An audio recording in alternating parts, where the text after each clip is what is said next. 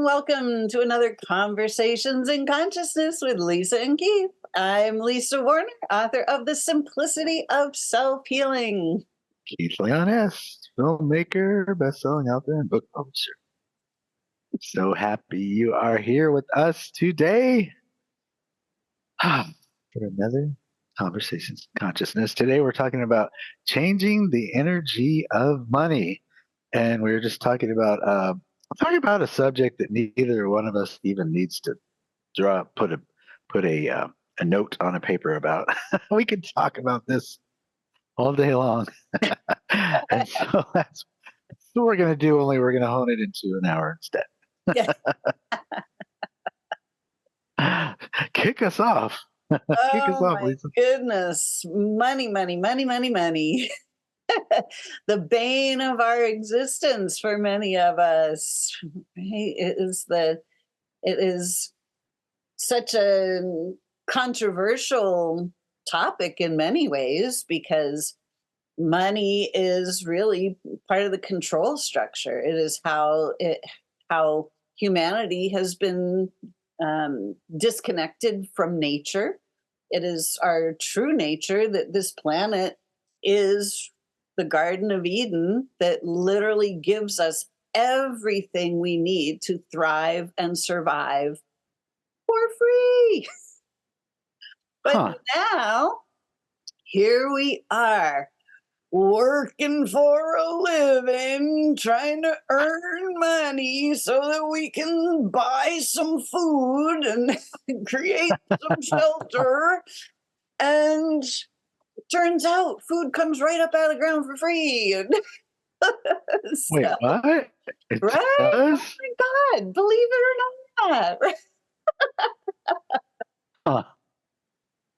Pretty insane. So a lot of us have had some pretty intense money stories. If you're anything like me, you have had a very intense money story. So today we're going to talk about how we can take the intensity out of it and turn the money story around so that instead of us working for money, we can get money to work for us. What a concept. Huh. Yeah. Well, everything we do is an agreement or a contract. We're making those between each other all the time. Hey, I'm gonna come over at 10 a.m. tomorrow to do this call. How does that sound? Great. We just made an agreement, right? Made a contract, made a promise, and really, ultimately, money is a promissory note. They even call it that, a promissory note. And so, in truth, it's a piece of paper, and somebody made a promise at some point that it was worth this much, and everybody's agreeing on that amount over a piece of paper. So literally everybody's agreeing that's $100. What does that really mean? $100 if you turn it into energy exchange, right? So before there was paper, what did people do? They made agreements. They helped each other. They grew food, like you said.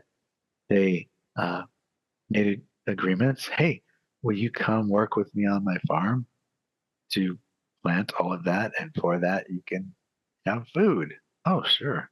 I would do that. But we didn't have to give a piece of paper to each other in order to make that happen. Right? We made a promissory note. So it's just a form of energy that has been turned into something else to potentially control all of us and make us feel bad if we don't have enough paper or coins. It's just a really, really weird thing that never really made a lot of sense to me. That's one of those things you always talk about when you're a two and all of those things were coming to you. That was one of the things that never really made sense to me from as long as I can remember. I was just like, this is the weirdest thing. Like, should we just give each other things? Right? Shouldn't we just like give each other what we need? If we all did that, this world would just be a perfect place. It was a thought I had at a young age, and was the weird one because everyone else was, you know, talking about playing tag and playing with their Barbies and GI Joes. I was thinking about the things about this world and how to make it a better place. So, and we're still doing that. And in some circles, we're still the weirdos. But I'd so much rather be a weirdo because I feel like whew, if I continued to buy into that story and I didn't change the story and the way that I think about money, I know I would have probably had, blood pressure, high blood pressure, heart attack, all those things that people create by being completely stressed out about a piece of paper. That was my story. Yeah, I remember.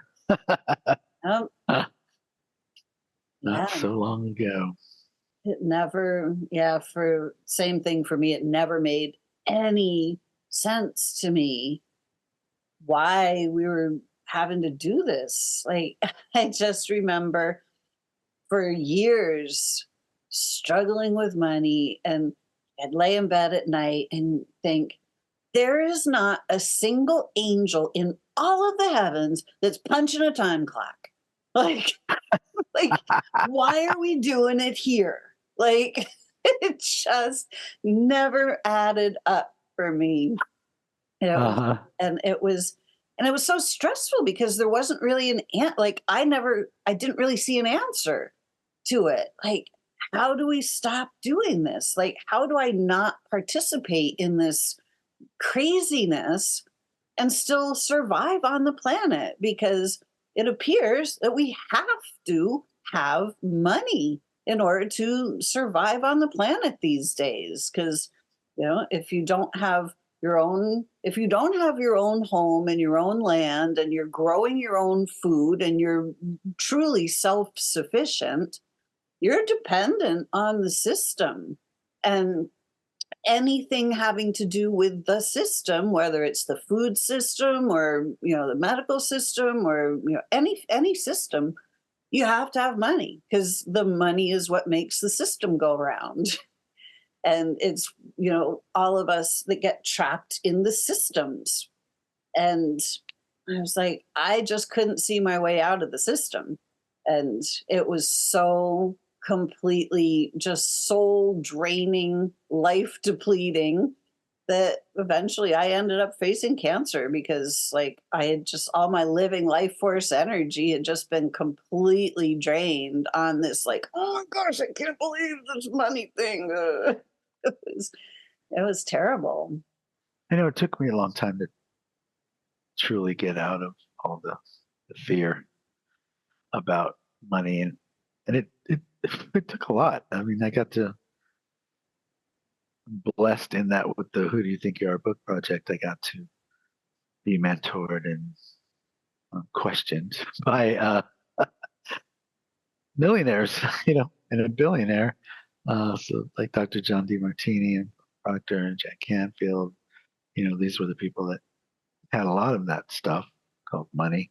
And but that's the funny thing is they were the ones that were teaching me you could take all of it, just take it all from me today, and in a year I'll have it all back because they knew and they were in the vibration of attracting that energy, which is money, to them, so that they could do good in the world, so that they could do all these projects they wanted to do and teach at all the events and all of that.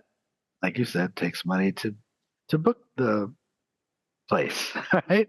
To buy out the whole hotel for your event, and have that space and do all of those things, and write the books and make the audiobooks and do the videos, all of that, so that they could be difference makers on the planet. So, um, but I think one of the more, so all of them taught me, right? And then one of the more profound lessons, it was actually Mara, it's my wife Mara, who she said, "What would you need to feel rich?"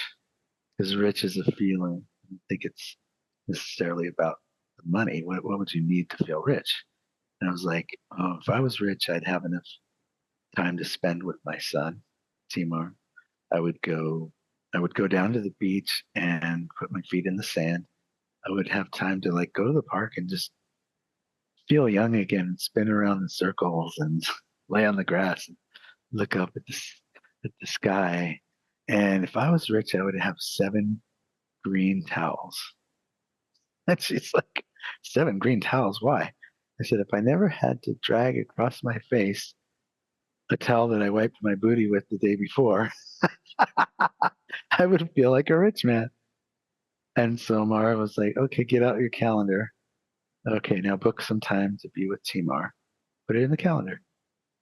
All right, now book a day to go to the beach and put your toes in the sand. Okay, book another one, even if it's a month out. Do it. Put those in the calendar. Okay, great. Now book a day to go to the park. All right, book another one, even if it's 2 months out. Doesn't matter. Book it. Put it in there. Okay, great. And then this Saturday, go to department store, buy 7 green towels because that's something we can do. Not a thing. And had me just put all the things that would make me feel like I was rich to the calendar. And then I started doing those things. I started being with my son. I went to the beach and put my toes in the sand. I had 7 green towels. I like everything that I thought I needed money a lot of to do. None of it had to do anything with money. It was about the energy of time, right? It was about the energy of seeing my value and worth enough to buy 7 green towels. Like spend it on something useless or something that would make me feel rich. And next thing you know, I started to really feel rich, like because those were the things I thought that like, I would have to be rich to do. And and then I started attracting more clients and started getting more gigs because I was not feeling like I needed those things to be rich. And I remember I was on an interview. I had Mara and I were interviewing uh, for some project that we were doing, and we had one of the teachers from The Secret on, and I told that story, and he was like, "Oh my God, that's so good." Mara, can I share that? It was Bob Doyle. Mara, can I share that? And she was like, sure, sure, as long as you give me credit. He's like, I will. And and so I thought it was so cool. All these, master teachers from this movie that had taken over the world, and there was a tool that she thought of and created that even made him go, "Whoa, that's so cool!" Because it was about shifting that energy, right? That energy. What would I have or feel? What would I be doing if I was rich? And come to find out, to feel rich for me didn't have anything to do with money at all. It was all about energy. And that's what we're talking about, changing the energy of money. Mm, Mm. yeah, it's amazing. Yeah, and one of the things that I realized was that you know we are all souls here on this planet with unique gifts and talents. And when we contribute our gifts and talents, we automatically receive in return because that's how energy works. It doesn't go just one way. So the more we start to just contribute our gifts and talents, we get contributed back to in return. And it's I had to shift my I had to shift my perspective around having a job. I remember growing up, I looked around. I lived in a small town, and I looked around, and I saw my grandfather who went to work every single day, Monday through Friday, went to the same office, did the same thing. It was like an accounting type job, and I mean, my grand he was perfectly happy, but like he did the same thing every day, Monday through Friday, every week, all year long. Never took vacations, maybe once in a while. Like I only remember one vacation in particular. Um, like literally the whole time, only one. And I just thought, I can't do this. Like I was a little girl and I was like, Yeah. this is what life is about? Yeah. Like, I don't wanna do this. And I just had this really terrible feeling in the pit of my stomach, like, I can't do this. I don't know what to do because, that you go to school and they say, "Well, what do you wanna be when you grow up?" And, everybody was like, "Well, I'm gonna be a lawyer and I'm gonna be a veterinarian." And I'm like, "You're 8. Like, you've already decided this?" give Like, give me a minute. I couldn't figure I'm like, "I don't know." And I looked out in the world and was like, I didn't see any job that really spoke to my soul. It was like, I just want to be me. I just want to do something I really love. And I didn't see that in any job out there. And it it was really just so destroying to my soul. I had many different jobs, and I did well at many of at most of them. I did really well, and I found a way to to make the best of it or enjoy myself. But Yeah. it wasn't speaking to my soul, and I was only doing it for the money. Yeah. And it just doing anything just for the money, it's never a good reason to do something. At least in my experience, it was Yeah. not what needed to happen. But then, once I guess it all worked out great because I was so stressed over it and so depressed over it that I ended up just my health went right down the tubes, and I ended up facing cancer. And that was the overcoming that was like, oh my gosh, it's all an illusion. It's not the way it looks to be. And by overcoming that, letting my body heal itself naturally as it is divinely designed to do, I was like, oh, I can help some other people now. And consciousness, that was the only thing I was ever truly interested in. It's like, oh, I used my consciousness to heal me. Oh, if I can do that, others can do that. Now I can share my gifts and talents. And then everything shifted. Then it was like, I need to share this with the world, whether I get paid or not, because like this is what really speaks to my soul. Yeah. Yeah. I had the same story. My grandmother ultimately was the one who raised me and my sister. But my grandmother, she worked at a thing called Cole's Market, and she was the manager of the store. So she definitely modeled the if you work hard, right? If you work hard and long hours, apply yourself and all that, you can have a house like me and a car like me and some money in the savings account like me. So if that was all that I was here to do, right? Then that was a great model, and that was a great model as a backup plan for me. Great model as a backup plan, because I was more like you ask a kid, "What do you want to be?" and it was like a rock star, an astronaut, or it was something that was huge and grandiose. And what happens when kids say that, right? Means everything to who they'll be. So I want to be a rock star. Oh, the odds of that happening, you better could win the lottery than that's not support, right? Oh, you want to be a rock star? What do you want to play? Oh, you want to play guitar? Cool, let's get you a guitar. Do you want to learn to play yourself or do you want lessons? Like, let the kid choose lessons instead of force lessons, right? Mm. I'll do it myself. Oh wow, this is hard and I suck. Yeah, can I have lessons? Sure, right? It's a whole different thing. Then you will take lessons. You're gonna apply yourself. If I get you this guitar, you're gonna play. Two completely different energies. Um, so so yeah, same thing. Then I got into working jobs, and I did notice like I got into like my when I was young growing up, my mom had us selling swap meets and flea markets. She was just selling stuff. So I got to know a lot about kind of antiques, what things are worth, and ultimately sales, right? So it was a sales job with a whole lot of labor, putting stuff out and putting it back, and packing it, all of that. Not that much money. So not a great lesson in how to make money, but a great teacher on how to sell. So I knew I could always be a sales guy.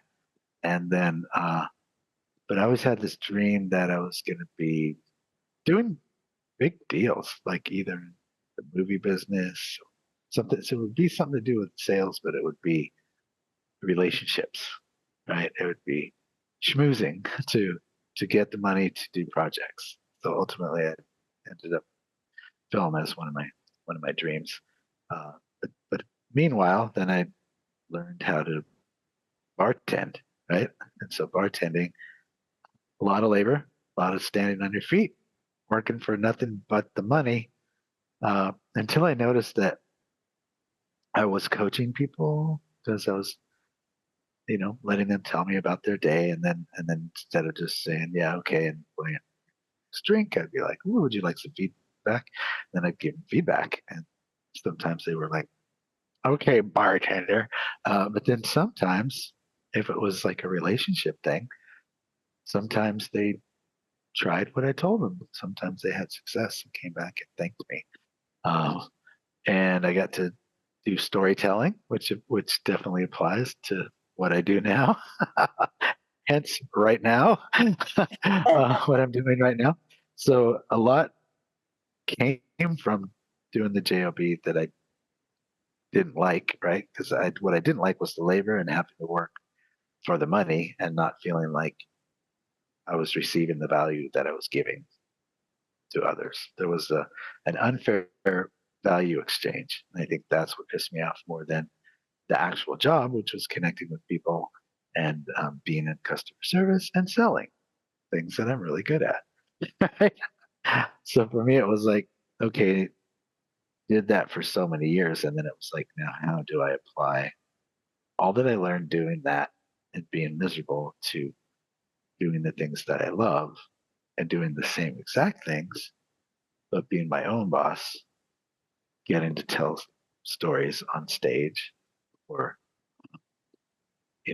making films or just applying all of the things that I learned from those mentors to then do something that I love instead. Because for me, it's ooh, like there's a song, a couple of sentences in the songs I wrote called "Happiness Doesn't Come in a Jar," and it's like you should play guitar. It'll take you pretty far. You should learn to write a book or learn to cook. Then you could write that book. It's just like if you find a job doing something that you love, you'll never work a day in your life. And that's something that one of my mentors told me. And I just thought even further, like not a job, but if I had a business, made myself a business doing something that I love, then I would never work a day in my life because it would be fun. What if I could do something I loved and get paid for it? Wow. So that's changing the energy of money because again, until we get to the part where everybody's just taking care of each other and doing sacred economy, right? Sacred economics. Till Yes. we get to that point, if we still are using this paper, at least I could do something that I love, right? In Mhm. exchange for that.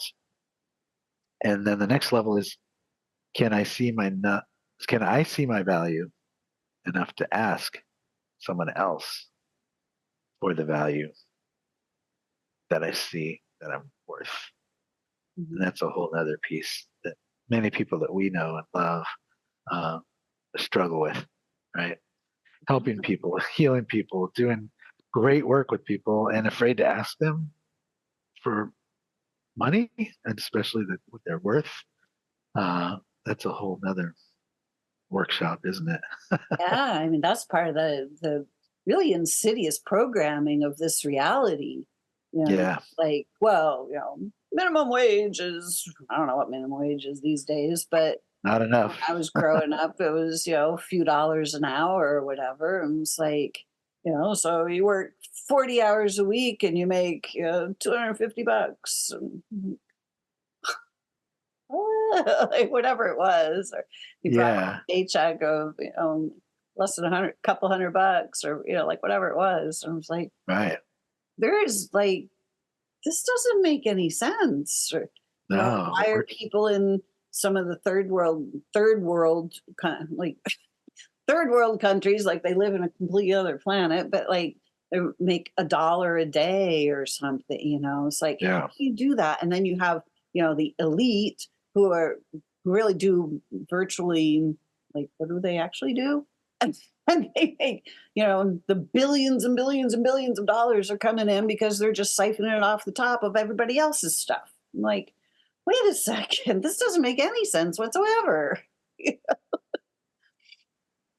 So, and it was really, you mentioned the sacred economy, and, learning about gifting circles and changing the energy of money, yeah, turning it into a gift. yeah, That was what really, really changed my money story big time. yeah, And this is how I run my business now, I run my own gifting economy, because I look at what I offer as, I mean, this is my soul's gift. This is what I'm here to give to the collective.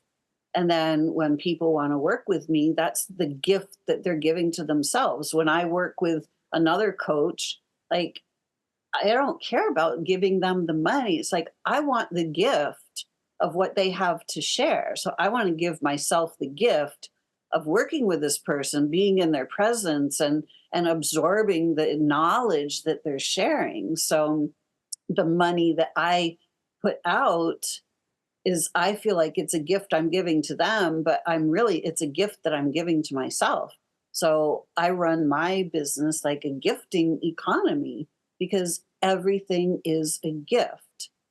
And when we change the language around money, it's huge, because the language around money in the general society, yeah, it's all about paying and owing and debt and collecting, and all of the charging, and it's like credit and debit, and debt, and it's like, wow. yeah. I And when know. we change it to gifting, this is a gift. When I put gas in my car, like, this is a gift I'm giving to myself so that I can drive around and go places and be mobile, paying my electric bill. Like, it's a gift that I'm giving myself so that I have lights and can be online. I don't look at it as paying things anymore. I look at things in terms of gifting to myself or others. And it really has done a world of difference as in the way I think about money. And it has made money so much simpler. I love it. The only time I think about the price of gas is when I'm traveling across the country in the RV, and even then it's only to keep myself entertained, right? So I'm just like, one of the things to keep my mind going is like, oh, ooh, what's the price there? Looking at the exits, seeing like, are they going up? Is it going down? Where's the oh, that one's really good. Oh, it's time to fill up. Let me do that.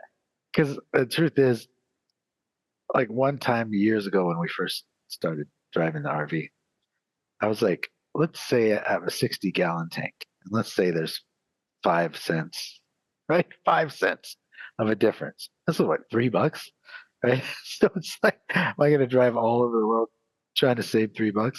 It's like, it just doesn't add up.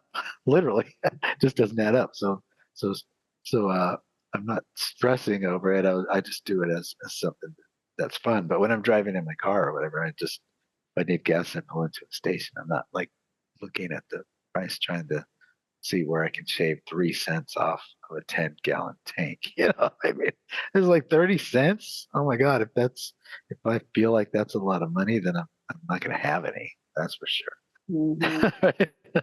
sure. I'm always like, oh, if I need more, I'll get more. And that's just always how I've been. And when it's like, it's amazing.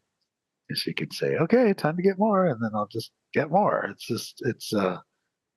That's the way my brain has always worked. It's energy, and I put focus over here, and it wasn't on that for a little while, and so if that starts to get low, and she says, "Hey, time to get more," then I just put my focus over here for a little while and get some clients, and then okay, everything fine, cool. I'm gonna go over here with the music and do all the things I love to do, right? And not be focused on that. Uh, but then when it came uh, the to our book business, right? There was a point when they shut the world down and told everybody you can't go to work and there is no money, and so gonna, you know, have you wait for this check or whatever, and everybody was just like, ah, nobody could go to work, and all that stuff was happening. Um, then I got to sit down and go within and say, so how am I feeling about what am I doing? What's next? And I just came to the realization that I was like, wow, being a publisher, working with people on books is like not fun anymore. Mm. And I'm not enjoying it anymore. And wow, so is it time to get out of that business or is it what? So I kind of shared that with Mara and she was like, oh my God, I've been feeling the same way.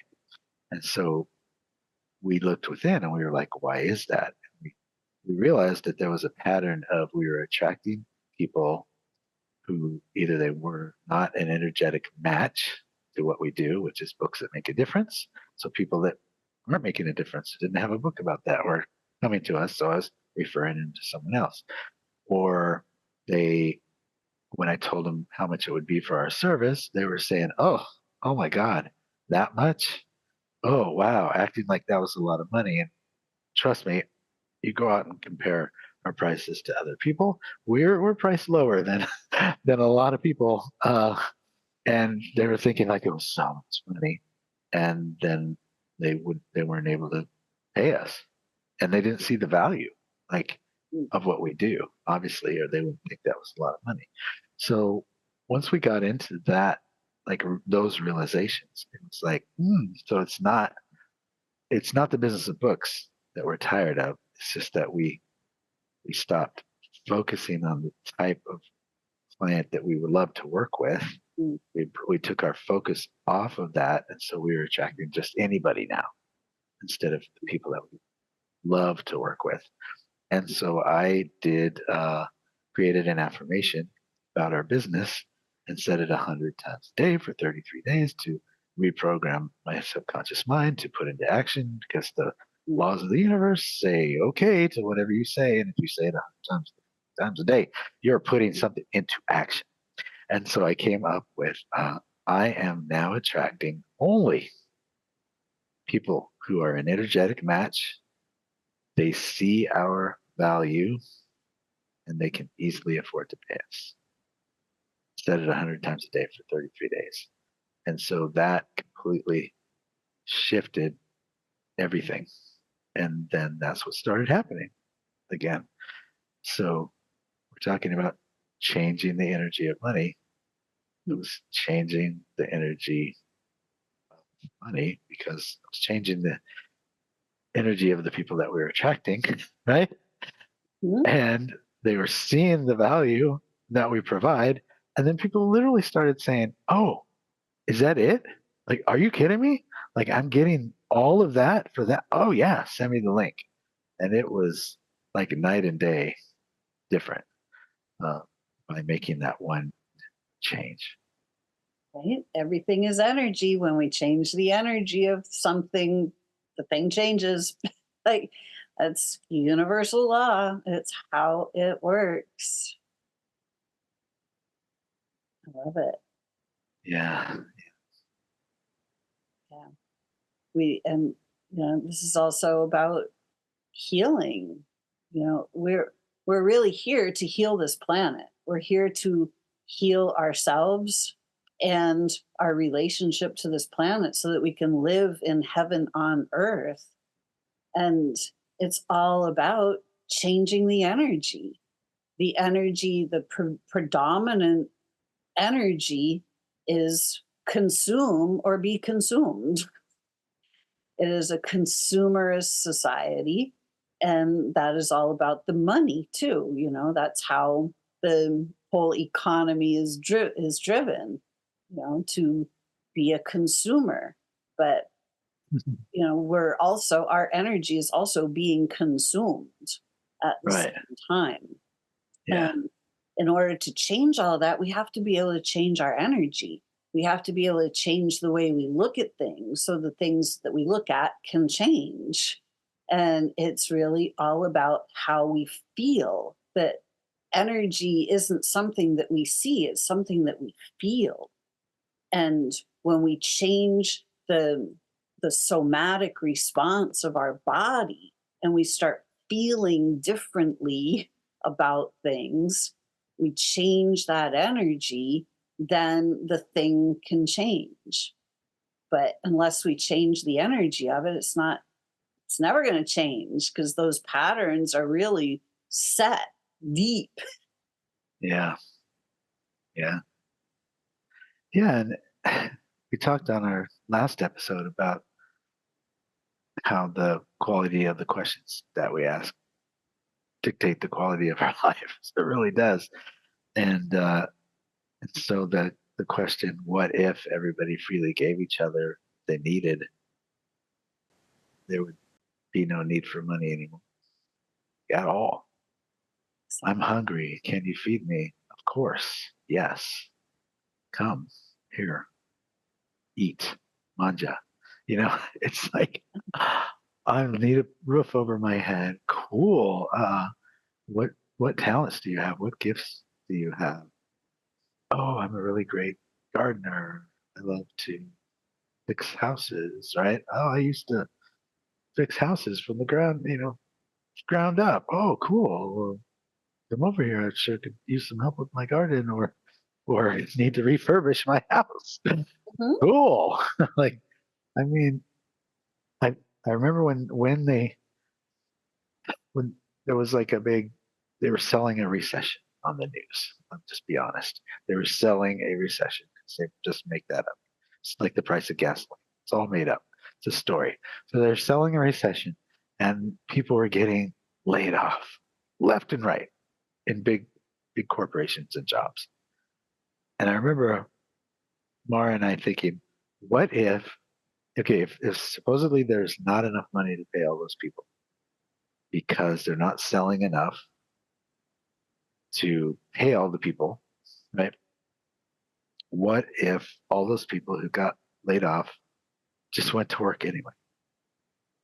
Like, how long would it take for that business to recover if they still had all hands on deck, but were putting less out? Could put more into the creation, whatever they needed to build that infrastructure. What if everybody just went to work anyway? Right? And how would that change the energy of that corporation energetically? If people were like, I'm coming to work because I'm coming to work, right? Because I support this. I want this. I don't want to see it go down. Just get rid of me on your way down. That's just like leaving a sinking ship while it's down. What if everybody just went anyway? That kind of, that just fired off a whole bunch of other questions. It just set off a whole shift of like, whoa, wait, a whole bunch of questions. So when we talk about sacred economics, like and gifting economy, what if everybody freely gave each other what they needed? What if we took turns? What if we had a group of 20 people, 15 people? We had a group of 15 people, and we found out like an amount that each of the 15 people, if we had that amount, be able to get something really substantial that we had not been able to get. that would make a difference right now in our lives, right? Fixing the house, new car because the other one was on its last leg or whatever.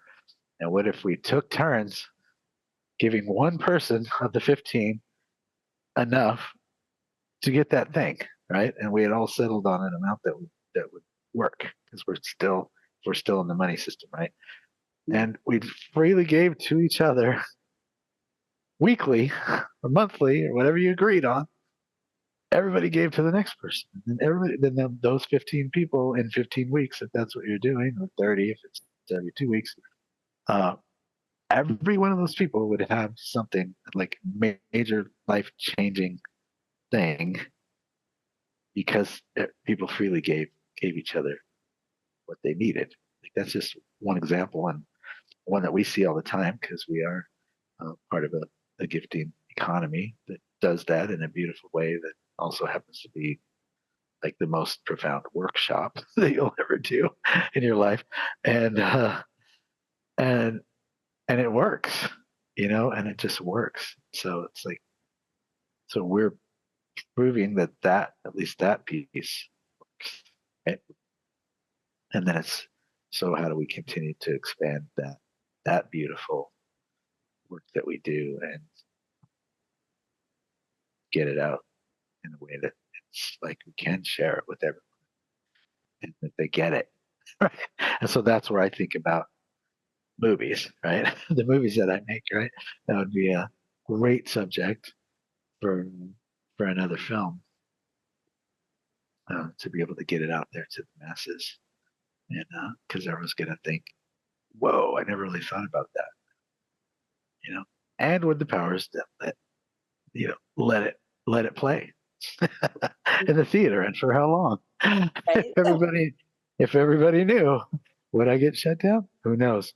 Probably if I didn't put any energy toward that, probably not, because there are a lot of things, predictive programming type of in movies, a lot of things that are true that they just kind of play off as fantasy fiction, right? So much. So much. You see any of those government movies, and man, they're telling the truth in so many ways, but making it look like it's just fiction, not fact.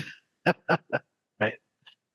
So yeah, I love this subject because it's like literally everything is energy. So is money. And so what my question is, how do I change my energy so that I can attract more, not for the sake of having more, but for the more good that I can do and the more people that I can help. So that's when you were talking about, billionaires, what do they really do? Like I know one, John DeMartini, who does a lot, who travels almost every day of the year, speaking, teaching at events, and teaching people to change their thinking about money, right? And so he became a billionaire doing that very thing, uh, to serve more people, to help more people. Bob Proctor wasn't a billionaire; he was a millionaire. That every penny that he made, other than his home and feeding his family and normal things that anybody who does the amount of work that he did would deserve. Uh, Anything over that went back into the business, not buying properties, not stocks, didn't do any of that, right? Straight back into the company. So he passed that for generations to come, even if they never made another penny, that his work would be able to continue and his mentors would be able to continue. Um, so I don't have anything against anybody having money as long as we're still doing that. But for me, when you're doing good with it, right? Not these billionaires that are spraying poisons all over our food and like potentially purposely taking us out with the poisons in the food, in the air, in the everywhere. Poison, poison, poison everywhere you go. The water, God, city water, like it just goes on and on and on. So those billionaires totally get what you're talking about. Yeah. But I don't want to just throw out the word billionaire and have people think that we have a judgment just just because of the money. It's what they're Action. creating. Yeah, what they're creating with that money. There's some pretty nefarious things going on out there. Uh, they're making a heck of a lot of money. So where's that going? Exactly. Yeah. But So even they get that money's just energy, mhm, yeah. right? And they're not using it to create heaven on earth, right? Like we are. So if we could get more people healers, more people coaches, more people authors, more people speakers, right? To get it as strongly as those people get it, do good with it, Mhm. right? Like it's if you believe in Bible or any of that, it's like it's God's great gift to give you the kingdom. I mean, any of the masters that teach spiritually, have, have, the ones that I relate to, say no, abundance is absolutely available to you, and it's not. There's nothing wrong with that. Having money to do good with it, help somebody with it, um, do good with it. As long as we're in that system, then I believe when you have that good intention and actually back it up with good things, but then realize that you have value, that you have worth. Whatever you ask for will come to you, right? Then then it does, right? And I remember Joe Vitale told me when he was asking me how much I was charging for coaching, he was like, "Oh my God!" It's like, how do you even live on that? What? He's like, did you know the more that you charge, the more people that more people will see your value, the more they'll think you're worth. They'll go, dang, if he charges that much, he must be good at what he does. And then he was like, do you find that the amount that you're asking right now, do you find that like people are not keeping their commitments to you? They're not doing what they say they'll do. And at the end of every call, it's like, by next week you'll do this. And then they come with excuses and they haven't done it. And I was like, yeah. And it's like, if you charge them $500 an hour and then you tell them to do something, they're gonna do it. He's like, because they don't want to pay you and not get results, right? So they'll be like, first of all, he must know what he's talking about. He makes that kind of money, um, and then they'll do what you say you'll do. If you change the word coach to mentor, that was another tip he gave me. Change the word coach to mentor because people will lie to a coach all day, but a mentor already knows what you need to do. You ask him, what do I do? He tells you, she tells you, then you do it. Gets a whole different energy. It's like, whoa. So learned a lot from Joe Vitale. And at that point he had, he didn't couldn't really work with anybody anymore. He just didn't have enough time because he did the secret and the whole world wanted him. And so he said he just kept jacking up the price of his coaching. And no matter what price he put, people still said okay and we're paying it. And it's like, oh, I'm running out of time. And he's like, what time do I have left that I could even give people? He said, oh, well, when I land at an airport and I go from the airport to the hotel, I have that time available. So he started saying, 25 grand, you could pick my brain from the airport to the hotel. And people paid it still. Wow. So he was like, so I'm just telling you, Keith, right? I know my value. I know what my time's worth. And even if I blow it completely out of proportion because I don't even want the client, they'll still pay it because of the credibility they got doing the film and stuff. Right? Talk about changing the energy of money. Wow. Wild. Mhm. Yeah. Right. It's really it's such a huge lesson. We kind of tend to villainize money because it has been used for such nefarious purposes for so long, and but when we get right down to it, it really does help us to see our own value. or Yeah. where we are we valuing ourselves, or are we willing to set a price? Are we willing to see our own value, or are we just kind of going for lowest common denominator just to get some money? You know, it's a powerful lesson, this whole money thing. And the more we use it for our own good and to help others at the same time, then the more we, the humanity on this planet who wants to see heaven on earth, Right. we can take the power of money and use it for ourselves. We can turn it all around, and we have that ability. By working together, we can all do that. It's just going to take some shifting of our consciousness so that we can start to see what's actually possible when we use it to help each other. Yes. And we have this lifetime, right? We have whatever time we're here. And each one of those minutes is precious. And we have so many. So what's it worth for us to be willing to give that up? Meaning time that I'm not in nature, time absolutely doing something that I love and adore. Right? If Mhm. I'm not doing that, then I'm giving that time to someone else. And what is that worth?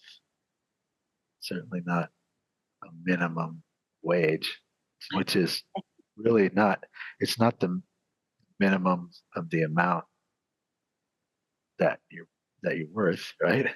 It's a minimum wage because it's the minimum that you could even barely even think of surviving on. I think that's another like word implant, right? So if you're working for minimum wage, it's the minimum that we are going to give you so that you're always struggling. Right? A minimizing wage. Yeah, minimizing wage. And it's gotten to where two people working three jobs at minimum wage is just barely enough to make it. So it's certainly not one. So Yeah, it's declined. it's exactly. it's declined We're not in we're value. we're not on this planet to work, to work hard. It's not supposed to be like that. Right. The original divine design is that we are part of this gigantic ecosystem that is the earth. And we are, when everything works together, everything thrives. We see this template in nature. When we go out into nature, we can see everything thriving where humanity hasn't killed it all. When it's left to its own devices, all the plants, all the animals, they all thrive together. It's only the humans that throw the monkey wrench in the in the works. But if we actually start living in harmony with nature, and we will also thrive. And you don't see any of the animals working for a living. They're all just living.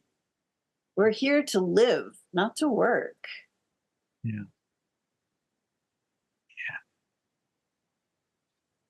I love this. Right? So how can we start to change that energy around money? How can we start to look at things differently? How can we start to live on this planet rather than work on this planet? And that's not to say that sometimes, like, going out and clearing brush, gardening, like they're work, they're hard work, but they're Yeah. also fun. They're also profitable. It's not that we're working for a wage, is that we're making the place more beautiful. We're planting our food. We're we're doing things. It's not that, we're sitting around being waited on this planet, but it is that we're not supposed to be here. It's not supposed to be a struggle. It's not the divine design. It's not, it's how it's been created to be, but it's not the divine design. And when we start to live in harmony with the divine design, life is a gift. It's a beautiful, beautiful gift. This entire planet is a beautiful, beautiful gift. When we start to see things as the gift that they are, and we start to appreciate the gifts that are ours to give, when we start to appreciate ourselves, when we start to appreciate the beauty all around us, life becomes a gift. And we Yes. can easily receive everything we need. Amen. And so it is. I feel complete. I feel complete. Yeah. So we invite you to change the way you look at money. Play with it a little bit. Play with the idea of a gift, of giving yourself a gift instead of paying for things. Start to notice the things that you're paying for as gifts that you're giving to yourself. If you go to the grocery store, instead of paying for groceries, give yourself the gift of food. Instead of paying for gas, give yourself the gift of gas, a full tank of gas to go wherever you want to go. Yeah. Start noticing. And when you receive money, notice it as a gift and say thank you. Recognize your worth. Yeah. Give Notice yourself your the value and your give. gifts. If you have your own business, give yourself the gift of a raise, right? And even if it's a little bit, right? Stretch into getting to the where you really are receiving the value. But a little stretch at a time. Exactly. Like, Yeah. what is your true value? What are you giving? What is that value? What is the value of your life? You can't really put a price tag on it, but Right. look around and just notice.